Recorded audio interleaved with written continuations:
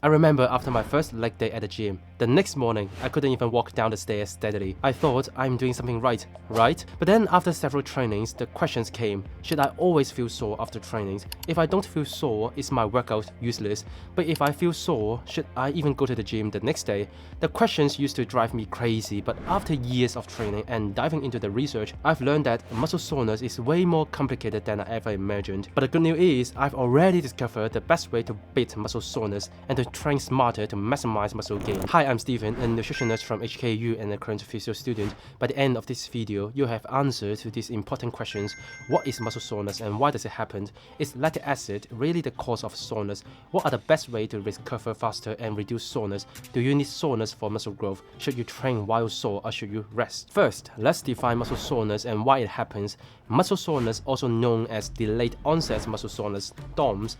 I will use DOMS mainly in the videos. DOMS usually start 12 to 24 hours after a tough workout or when you're trying a new exercise. It's a common experience for anyone when they challenge their body. But what does DOMS feel like? Most people experience muscle weakness, swelling, stiffness, and pain, but the severity depends on the intensity, duration, or novelty of the exercise.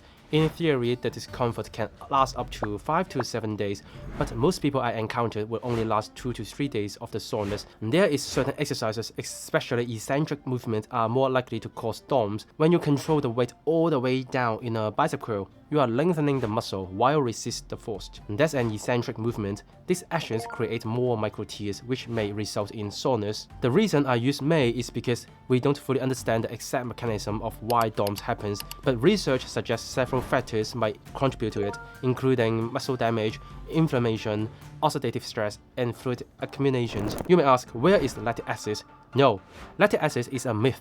You have probably heard that lactic acid causes muscle soreness. This myth has been around for decades, but it's totally wrong. Yes, lactate level will increase while exercises, but it will return normal within an hour after exercises. But DOM usually occur 12 to 24 hours after exercises, so lactate is not the cause of DOMS. Lactate is actually our friend.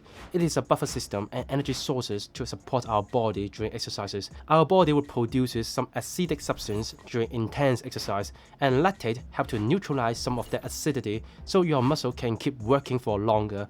Also, lactate is an energy source for the body to support physical activity, so stop blaming lactate for causing muscle soreness. If there is anyone or any products claim that lactic acid make you sore, you know how to deal with it. Also, you don't need to be fear of DOMS because you will feel less sore the next time you perform the same exercise. This is called repeated bout effect. But there are some situations where soreness might indicate something dangerous. For example, if your urine is dark or red and you are experiencing extreme muscle soreness and pain, go to find your doctor right now because this could be the rhabdomyolysis. It means your muscle breaks down severely and releases some toxin into your bloodstream. It could cause the kidney failure, so be careful of it. Apart from the rhabdomyolysis, if the pain feels deep in your joints or you suspect a muscle strain, like the discomfort is too severe or persistent, you're better to consult with a physio or a doctor. By the way, I sent out a weekly newsletter to share some tips on nutrition, training, and injury prevention. It is easy to read and simple to apply in real life. My goal is to help you focus on just one habit or behavior each week, because I believe that one small change every week can make your life so much better. I will put the link in the description, feel free to sign up. Let's get back. Now I will share the best way to recover faster from DOMS. The best way to prevent DOMS is gradual progression. Instead of going all out on your first sessions, slowly increase the intensity or volume of your workouts, allowing your body to adapt. For example, if you are new to squat, don't test your 1RM like your maximum strength. Start with lighter weights and progressively add weights or reps. Second, don't completely rest when you are sore. Research shows that active recovery is one of the most effective methods to reduce soreness.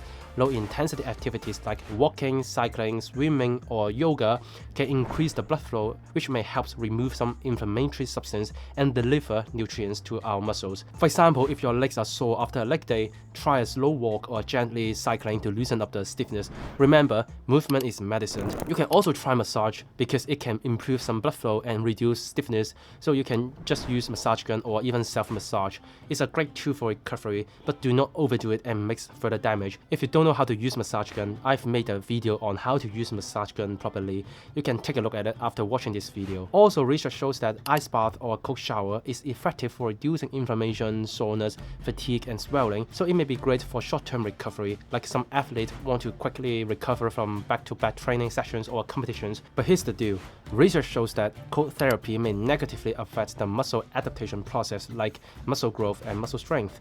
Because inflammation isn't a bad thing, it will trigger muscle repair and growth response, so it is a key part for the recovery and muscle building, but cold therapy suppresses the inflammation process. So ice bath is not for everyone. If your goal is to build muscle and long-term strength gains, it might be not ideal for you. However, if you can't handle the soreness, they can be effective for reducing the discomfort. Personally, I would not suggest using cold therapy after training if you can endure the soreness. The last but the most important tip is sleep and nutrition. None of the above strategies can compensate for the poor sleep and poor nutrition. You can have a professional massage team work for you, the best program in the world, but those are just the cherry on the top. Aim for 7 to 8 hours of quality sleep each night, eating sufficient protein, moderate carbohydrates, and don't skip vegetables and fruits. The next question is, do you need soreness for muscle growth? The answer is, it depends. That's what makes DOM so complicated. There's no black or white answer. I'm sorry to tell you that. But if you understand the principle behind it, you can make the right choices every time. First, soreness is not an indicator of an effective workout. You can build muscle without feeling sore. What truly matters is progressive overload and train close to failure. Keep challenging your muscle to become stronger over time. However, if you never feel sore and you are not seeing progress, like the weight you lift staying the same, or your body looks exactly the same for a long time, then you may need to increase the intensity or volume until you feel some soreness. Soreness is not a must for muscle growth, but it does tell us that you trained pretty hard. But if you push yourself too hard, like you're always sore, you never feel normal between the workouts, it could mean you are training more than your body can handle. In this case, you may want to adjust your program or take some rest to prevent the soreness. The final question, should you train while sore or should you rest? Once again, it depends on the severity of your soreness. If you are feeling a little stiff or sore, it is safe to train, but I would recommend training the other body parts. For example, if your legs are sore, focus on training your upper body or stick to a low intensity session like walking or yoga as an active recovery. If the soreness is too severe or affecting your muscle range of motion or performance, it is best to rest until the soreness decreases. Forcing yourself to train in this state can increase your risk of injury, and that's the last thing you want. Remember, if you don't pick a day to rest, your body will pick it for you. That was a mistake I made when I started training, and it cost me a painful lesson that slowed my progress. If you want to avoid making the same mistake I made, I've got a video about the biggest beginner mistake I made in my training journey, and check it out and I will see you there.